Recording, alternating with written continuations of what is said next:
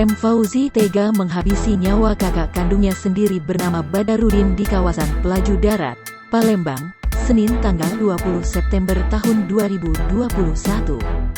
Tragedi ini terjadi di Jalan Tegal Binangun Lorong Langgar, Kelurahan Pelaju Darat, Kecamatan Pelaju, Palembang sekitar pukul 17.30 waktu Indonesia Barat.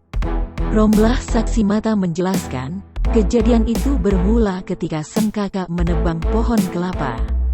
M. Fauzi yang merasa sudah menanam pohon tersebut sejak masih bibit tidak senang ketika ditebang.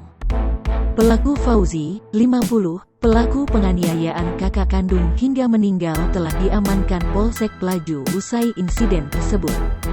Kasus penganiayaan yang menyebabkan Badarudin, 58, meninggal dunia dipicu sengketa lahan dan penebangan pohon kelapa yang dilakukan korban.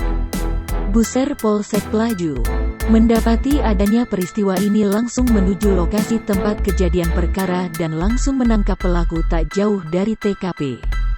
Lanjut novel, untuk motif dari peristiwa ini, pelaku dan korban yang masih berstatus kakak adik ini ribut dipicu sengketa tanah soal sang kakak menebang pokok kelapa milik pelaku di lahan tanahnya.